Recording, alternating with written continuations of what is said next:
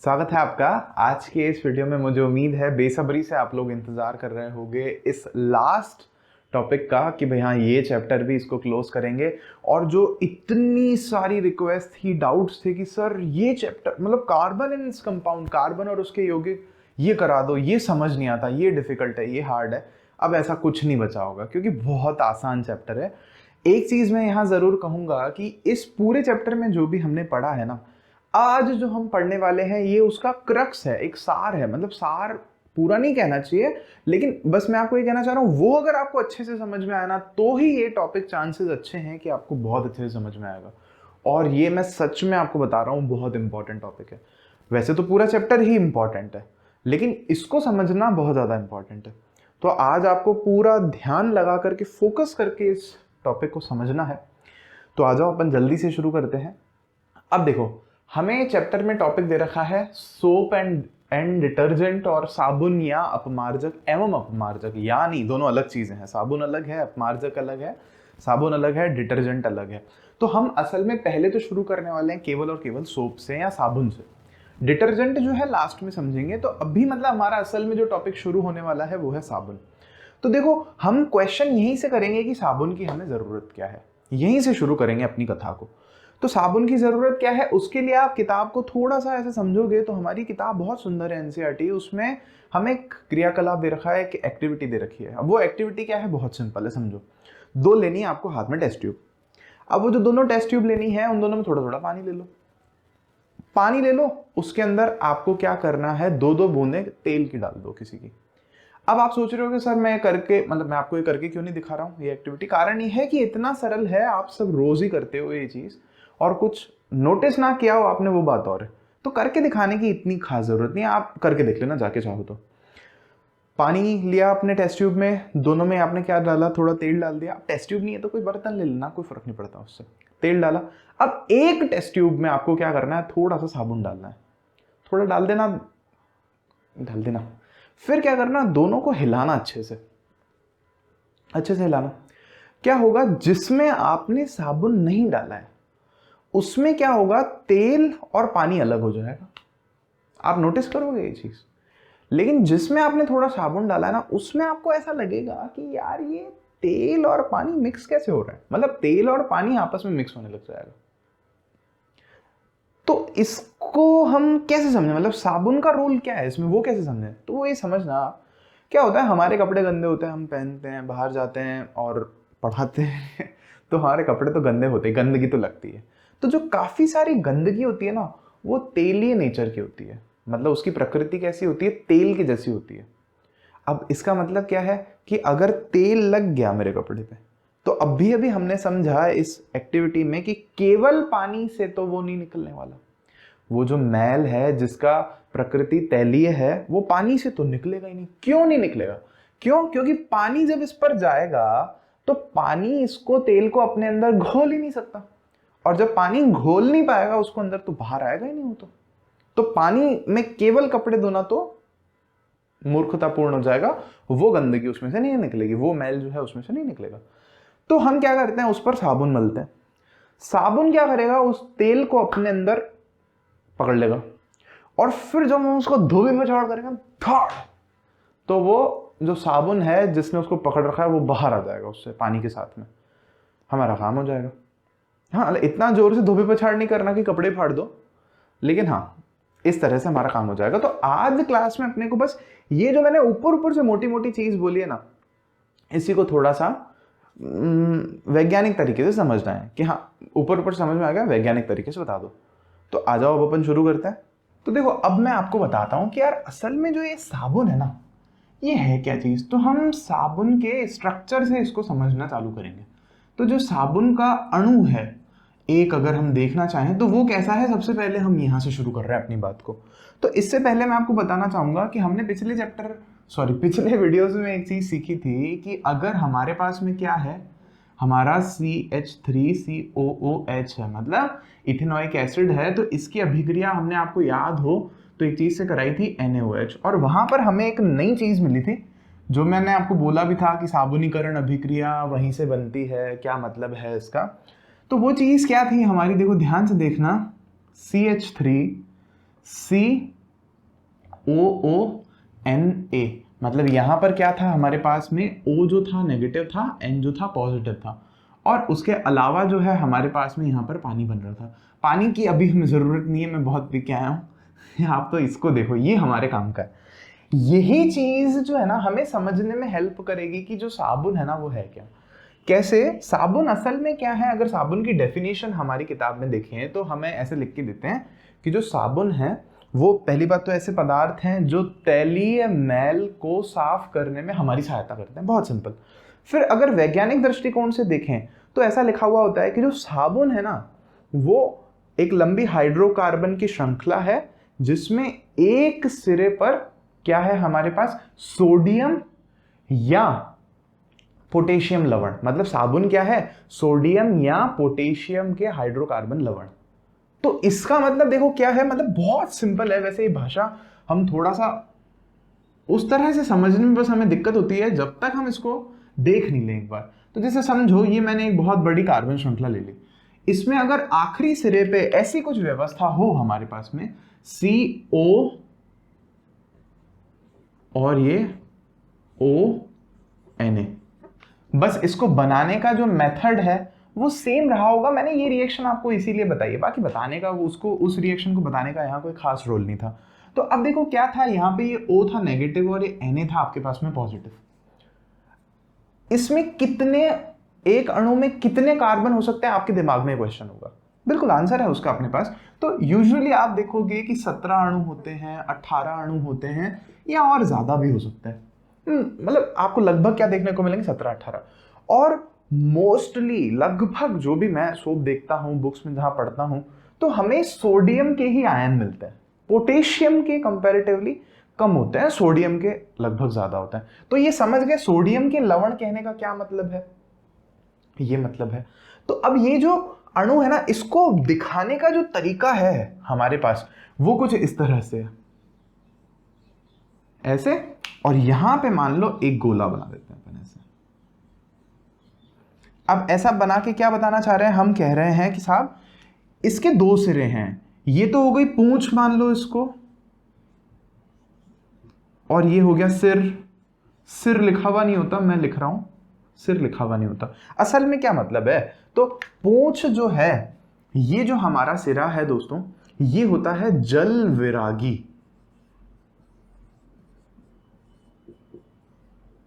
और ये जो आपका सिर है ना ये होता है जल रागी। अब इसको सिंपल देखो, रागी मतलब प्यार करना, बहुत पसंद करना। तो ये जो सिरा है पानी को बहुत पसंद करता है, इसको पानी चाहिए, पानी दे दो बस इसको, आप खुश हो जाएगा। ये कहता है नहीं नहीं बाबा, पानी से तो डर लगता है, पानी के पास जाना ही नहीं अपने को। इनको अंग्रेजी में अपन लोग क्या कहते हैं, थोड़ा सा और आपको क्लियर होगी ये चीज, विरागी को कहते हैं हाइड्रो, हाइड्रो माना पानी, और फोबिक, क्या कह रहे हैं, फोबिक, हाइड्रोफोबिक।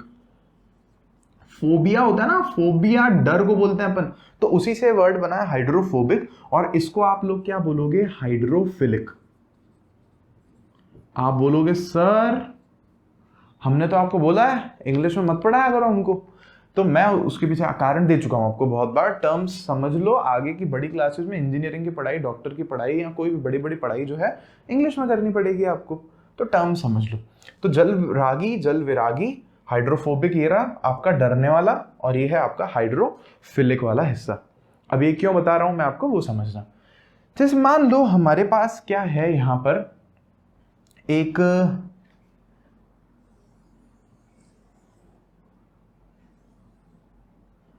पानी का हमने लिया है जार, इसमें है पानी बहुत सारा, बाल्टी है, जार तो क्या है, बाल्टी है, कपड़े तो बाल्टी में धोगे ना। तो अब पहले तो समझो कि जब हम साबुन को उठा करके ऐसे पानी में डाल देंगे तो क्या होगा, तो क्या होगा पानी में, जब इसको ऐसे से आप झाग वाग बनाओगे तो साबुन पहली अपनी कोशिश क्या करेगा, इस तरह की कुछ व्यवस्था करने की कोशिश करेगा।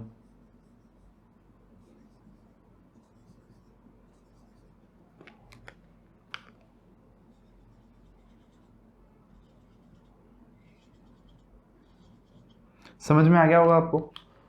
पूंछ जो है ना, पूंछ कौन सी, जल विरागी, जिसको पानी से डर लगता है, वो बोले कि मैं अंदर जाऊंगी नहीं, आप चल जाओ, मैं नहीं जा रही। ये जो है रागी सिरा, ये बोलेगा नहीं नहीं, हाँ पानी पानी पानी चाहिए अपने को तो पानी में चल जाएगा।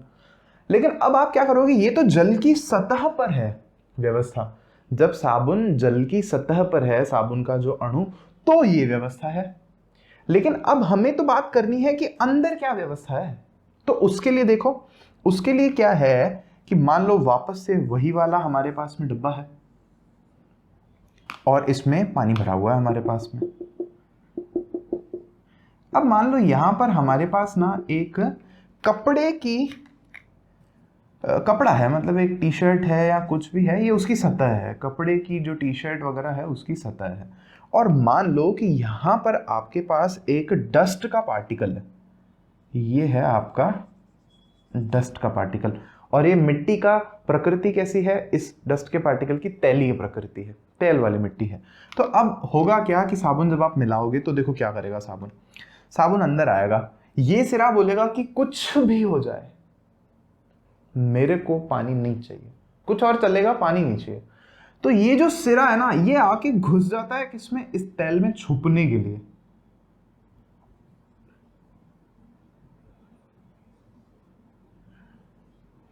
और ये वाला है, ये तो बोलेगा पानी चाहिए अपने को, तो ये बाहर बैठा रहता है।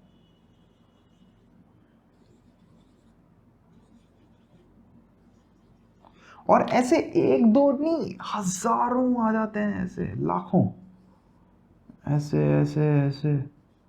और सबके जो हैं, ये वाला सिरा बाहर होगा,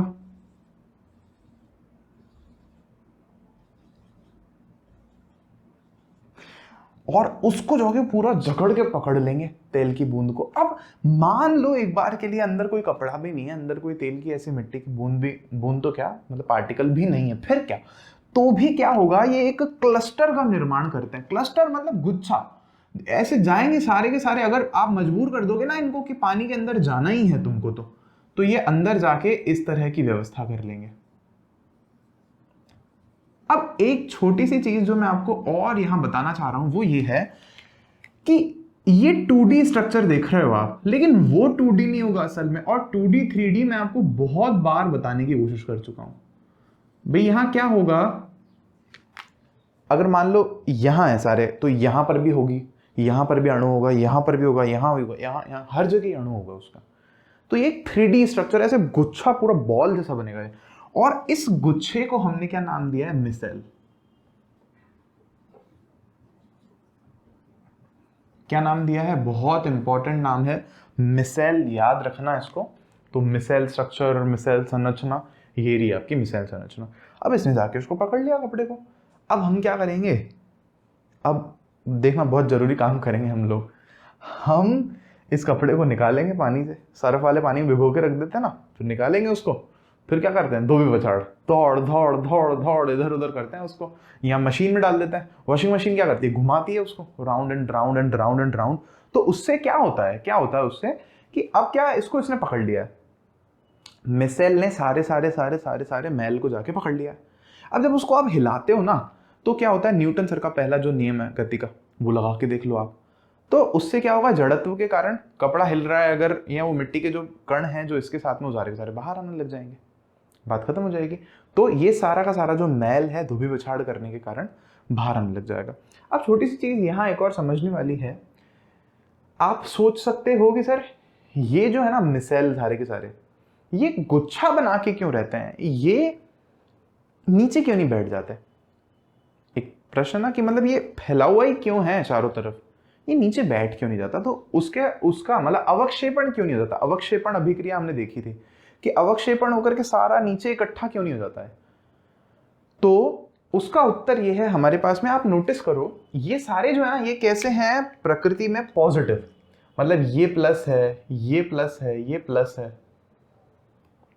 तो उसके कारण क्या हो रहा है, आयन आयन प्रतिकर्षण या ion ion repulsion. Plus plus को लाख माना निकल यहां से भगा देगा उसको 5 में नहीं आने देगा उसको। तो ये इसलिए फैले हुए रहते हैं सारे के सारे, नीचे नहीं बैठते सारे के सारे।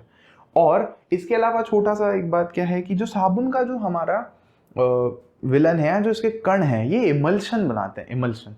वैसे हमारी हिंदी वाली किताब में लिखा हुआ है हमारे पास में कोलोइड बनाते हैं, और इंग्लिश में हमारे पास लिखा हुआ है इमल्शन बनाते हैं। आप सरल भाषा में समझो कि ये क्या करते हैं, बहुत छोटे, अगर मान लो दो द्रवों को हम मिला दें तो उसमें एक द्रव जो है उसके बहुत छोटे छोटे छोटे छोटे जो पार्टिकल्स हैं, जो अणु हैं, परमाणु हैं, वो उस तरह से फैल गए हैं कि वो उसमें घुल नहीं रहे लेकिन उसमें फैले हुए हैं पूरे के पूरे, कोलोइड जैसा कि हम लोग पढ़ते हैं। तो ये ऐसा एक जो साबुन है वो जल में ऐसा एक निर्माण करता है। और ये जो विलेन है, विलेन नहीं कहना चाहिए, कोलोइड है, ये क्या है या इमल्शन है, ये क्या करता है कि जो प्रकाश आ रहा है ना उसको प्रकीर्णित कर सकता है ये। तो प्रकाश को प्रकीर्णित करने से क्या होगा, तो प्रकाश को प्रकीर्णित करने से उसका जो कलर है ना वो हमें अलग दिखेगा। मतलब हमें साबुन का जो घोल होता है इसीलिए सफेद दिखाई देता है। सरल शब्दों में कि ये जो हमारा इमल्शन है प्रकाश की किरणों को प्रकीर्णित कर सकता है, और प्रकीर्णन के कारण क्या होगा, उसका जो रंग है हमें सफेद बादल के जैसा दिखाई देता है। इसीलिए झाग झाग जो आप करते हो ना, ये रही वो झाग झाग झाग। तो देखो अब अपन आगे बढ़ रहे हैं और अब हमें चैप्टर में कह रखा है कि भैया देखो कभी कभी क्या होता है ना, साबुन जो है ना वो ठीक से काम नहीं करता है। मतलब कहाँ काम नहीं करता है, जैसे मान लो अगर कभी आप हैंडपंप के पानी से नहा रहे हो या आप उसी से कपड़े धो रहे हो, या आप मान लो बोरिंग का पानी आपने निकाला है जिसको कि हम लोग क्या बोलते हैं, कठोर जल। क्या बोलते हैं अपन लोग, कठोर जल, या इसको अंग्रेजी में अपन लोग बोलते हैं हार्ड वाटर।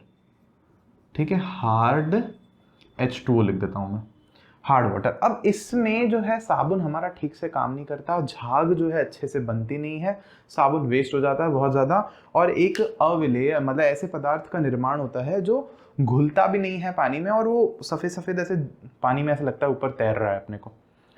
तो ऐसा क्यों हो रहा है, और उस केस में अगर हम क्या करें, एक डिटर्जेंट काम में ले लें या अपमार्जक, सरल भाषा में बोले तो एक शैम्पू अगर अपन काम में ले लें, या अपन कपड़े धोने का अगर कोई भी घड़ी, व्हील, सर्फ एक्सेल जो आपको अच्छा लगता हो ये ले लें तो हमारा काम हो जाता है, उसमें झाग बन जाती है। चैप्टर में बहुत सिंपल सिंपल दो एक्टिविटी दे रखी है। क्या दे रखी है कि आप पहले पानी लो, 2 बाल्टी में पानी ले लो, मान लो एक में अगर आपने खारा पानी लिया है तो दूसरे में सादा पानी ले लो, मृदु जल जिसको कहते हैं, सॉफ्ट वाटर, वो ले लो। एक में हार्ड, एक में सॉफ्ट। अब उसमें क्या करो, दोनों में साबुन मिला के देखो तो एक में झाग बनेगी, एक में नहीं बनेगी। किस में नहीं बनेगी, खारे पानी वाले में या कठोर जल वाले में झाग नहीं बनेगी। फिर आप क्या करो, वापस से दूसरी बार क्या करो, उस दोनों में ही आप डिटर्जेंट डाल के देखो तो आपको देखने को मिलेगा कि दोनों में झाग बन रही है। फिर आप पता नहीं कर पा रहे कि खारा कौन सा है और जो मीठा या मृदु जल है वो कौन सा है। ये बात क्लियर हुई आपको। अब हम इस क्वेश्चन का आंसर ढूंढ रहे हैं कि ऐसा क्यों हो रहा है। मतलब जो साबुन है वो जो है कठोर जल में अप्रभावी क्यों हो जाता है, बेकार क्यों हो जाता है कठोर जल में। तो कठोर जल जो है हमारे पास, उसमें हमारे पास क्या चीजें होती है वो आपको पहले याद रखनी पड़ेगी। वो क्या है हमारे पास, ध्यान से सुनना, लवण। लवण मतलब सॉल्ट। किसके किसके सॉल्ट हैं हमारे पास में, सॉल्ट होते हैं यहाँ पर कैल्शियम के और मैग्नीशियम के सॉल्ट होते हैं या लवण होते हैं। क्या कहने का मतलब है लवण का, कि मतलब कैल्शियम के साथ हो सकता है क्लोरीन जुड़ा हुआ हो, या हो सकता है जैसे मान लो कैल्शियम कार्बोनेट जुड़ा हुआ हो। तो इस तरह के सॉल्ट जो होते हैं उस पानी में मौजूद होते हैं। किस में, पानी में, खारे पानी में या कठोर जल में। ये बात क्लियर हुई आपको, ये मौजूद है। अब होगा क्या समझना, जैसे ये हमारा एक मॉलिक्यूल था सोप का, साबुन का एक मॉलिक्यूल था। अब इसमें यहां हम देख रहे हैं कि इसका क्या नेचर है, CO, और ये यहां पर O नेगेटिव है और ये जो Na है ये प्लस है। तो देखो होता क्या है कि ये जो कैल्शियम है ना, अब इसकी जो वैलेंसी 2 है, और अगर मान लो यहां पर एक और सोप का हमारे पास ऐसा मॉलिक्यूल है, कार्बन गिनने मत बैठना जो भी मैं बना रहा हूं, क्योंकि 17-18 कितने ही हों, एक बड़ा बस हम कह रहे हैं ये होगा। अब होगा क्या कि ये जो कैल्शियम है इसकी वैलेंसी 2 है और यहाँ पे O माइनस है और ये -1 है, मतलब ये भी और ये -1 माइनस, तो ये Na यहाँ से निकल जाता है। और ये जो दोनों चीजें होती है ना, ये हमारी कैल्शियम से जुड़ जाती हैं, और जुड़ने के कारण वो एक अविलेय जो पदार्थ होता है ना वो बना देती हैं। अविलेय मतलब जो डिसॉल्व नहीं हो रहा होता पानी में, मतलब वो ऊपर से ऐसे बन जाता है ना, सफेद सफेद एक परत पपड़ी जैसी बन जाती है वो। और इसी कारण से जो है साबुन झाग नहीं दे पाता, अप्रभावी हो जाता है। तो ये हमने यहां पर रीजन एक्सप्लेन किया कि ऐसा क्यों हो रहा है। अब उसके बाद डिटर्जेंट में ऐसी क्या बात है कि जो डिटर्जेंट है वो कठोर जल में भी काम कर लेता है। तो उसके पीछे हमारा उत्तर है कि जो डिटर्जेंट हैं, ये बात आपको याद रखनी है। क्या याद रखनी है, कि जो डिटर्जेंट हैं वो सल्फोनिक और अमोनियम लवण होते हैं। क्या डिटर्जेंट जो है वो सल्फोनिक या अमोनियम लवण होते हैं, ये आपको याद रखनी। जैसे हमने यहां क्या रखा था, साबुन है, साबुन कौन से लवण होते हैं, सोडियम और पोटेशियम। लेकिन जो डिटर्जेंट है वो कौन से लवण है, अमोनियम और सल्फोनिक। आप बोलो सर बना के क्यों नहीं दिखा देते हो आप हमको कि डिटर्जेंट क्या चीज होती है। मैं कह लो देख लो, मेरे को कहां दिक्कत है। लेकिन देखो डरना मत, पहली बात अपने दिमाग में डाल दो कि ये चीज आपको याद करने की जरूरत बिल्कुल भी नहीं है, ये केवल और केवल आप चाहते हो इसीलिए मैं बता रहा हूं। तो जैसे मान लो सल्फोनिक अगर हम देखें तो मान लो खूब लंबी कार्बन चेन होगी, फिर क्या होगा, मान लो यहां पर एक आपके पास बेंजीन की रिंग हो सकती है, फिर इसमें मान लो सल्फर हो सकता है, और यहाँ पे ऑक्सीजन होगा, यहाँ ऑक्सीजन होगा, और यहाँ पर आपके पास O होगा, और फाइनली उसमें आपके पास जो है क्या जुड़ा हुआ होगा, इस तरह से इतना कुछ खतरनाक स्ट्रक्चर होगा। और ये जो है ना, आपको बस ये याद रखना है कि ये कठोर जल से अभिक्रिया नहीं करता है। मतलब कठोर जल में जो मौजूद हमारे पास में लवण है, कैल्शियम, मैग्नीशियम, ये उससे अभिक्रिया नहीं करता है, इसीलिए वो अविलेय पदार्थ का निर्माण नहीं करता। और कठोर जल में भी क्या है, हमारा जो डिटर्जेंट है, जो अपमार्जक है, वो प्रभावी बना रहता है। ये बात आप क्लियर कर लो। तो ये छोटा सा टॉपिक आज अपन ने कवर किया। अब उसके बाद हमें ना किताब में अगर हम देखें तो 2 क्वेश्चंस दे रखे हैं यहाँ पर। क्वेश्चंस क्या हैं, क्या आप डिटर्जेंट का उपयोग कर बता सकते हैं कि कोई जल कठोर है अथवा नहीं।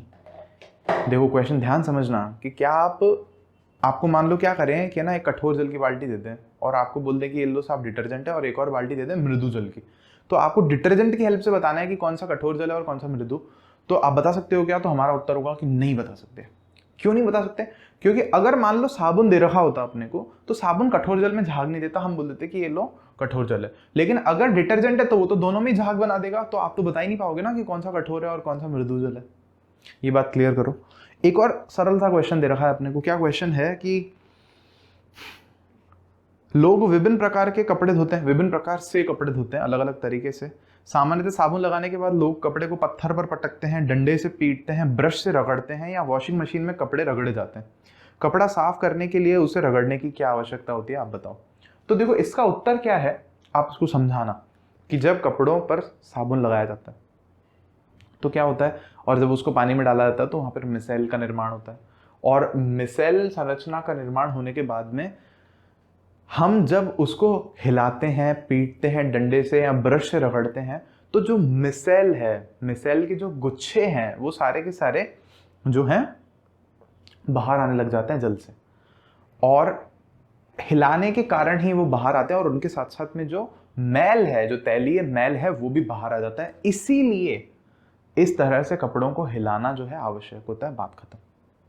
अब आप सोच रहे होगे कि सर ये तो आपने समझा तो दिया, सारा समझ में आ भी गया होगा, मुझे पूरा भरोसा है, लेकिन लिखेंगे कैसे।